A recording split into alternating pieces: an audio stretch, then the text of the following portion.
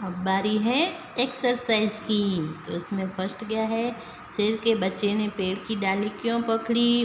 तो उसका क्या आंसर आता है। तो अगर वो डाली को नहीं पकड़ता तो वो नीचे गिर जाता, इसीलिए गिरने से बचने के लिए उसने पेड़ की डाली पकड़ी। शेर का बच्चा क्यों दहाड़ा। तो उसका आंसर क्या है, क्यों दहाड़ा। तो भालू ने शेर के बच्चे को फुटबॉल समझकर उछाल दिया और वो सोया हुआ था, इसीलिए हड़बड़ी में आकर वो दहाड़ा। भालू साहब किस बात पर पछता है। तो भालू साहब इस बात पर पछता है कि उन्होंने शेर के बच्चे को गेंद समझकर क्यों उछाला। तो ये क्या है, भालू ने क्यों क्यों कहा ओहो किस आफत में आ फंसा। तो ऐसा भालू ने इसलिए कहा कि क्योंकि जो शेर का बच्चा था वो उसे भालू को बार बार उछालने के लिए कह रहा था और जो भालू था वो थक गया, इसलिए उसने कहा कि ओहो मैं किस मुसीबत में आ फंसा।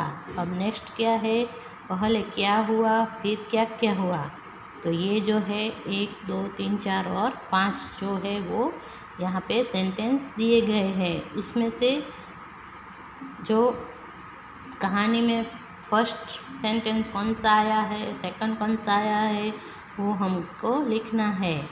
तो इसमें क्या है, तो जो भालू ने शेर के बच्चे को उछाला, तो ये तो पहले नहीं आया था। पहले भालू ने शेर के बच्चे को उछाल दिया, फिर है शेर के बच्चे ने पेड़ की डाल पकड़ ली, फिर भालू ने घर की ओर दौड़ लगाई। भालू साहब शेर को निकले और भालू ने शेर के बच्चे को लपक कर पकड़ लिया। तो सबसे पहला कौन सा वाक्य आता है, तो ये जो है फोर्थ वाला कि भालू साहब शेर को निकले।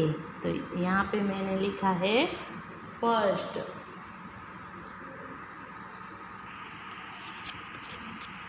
तो यहाँ पे मैंने जो फर्स्ट लिखा है वो सेंटेंस पहले आएगा। उसके बाद क्या आएगा, तो भालू ने शेर के बच्चे को उछाला। पहले वो शेर पे निकला फिर बाद में उसे उछाला, तो ये जो फर्स्ट वाला वाक्य है वो सेकंड आएगा।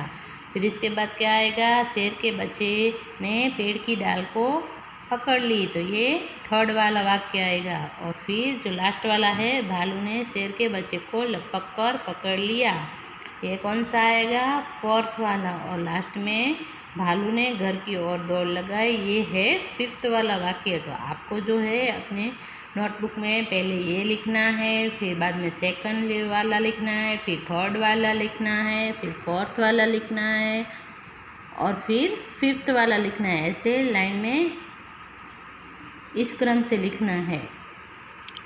उसके बाद क्या आता है, क्या होता अगर भालू शेर के बच्चे को न पकड़ता तो क्या होता। तो अगर भालू शेर के बच्चे को न पकड़ता तो वो नीचे गिर जाता और उसे चोट आती। और फिर क्या है, शेर का बच्चा 9 2 11 9 होता तो क्या होता। तो अगर शेर का बच्चा 9 2 11 9 होता तो माली उसे पकड़ लेता और उससे पेड़ तोड़ने का जुर्माना भरना पड़ता। उससे जो माली है वो हर्जाना वसूल करता है। और इसके बाद क्या आता है, करके देखो। जब भालू ने शेर के बच्चे को उछाला और दहाड़ा, उसके दहाड़ने की आवाज़ कैसी होगी, बोल कर दिखाओ। और उसके बाद का है, नीचे लिखे कामों को कैसे करते हैं कक्षा में करके बताओ। तो ये जो एक्सरसाइज है हम जब क्लास में मिलेंगे तब क्लास में करेंगे।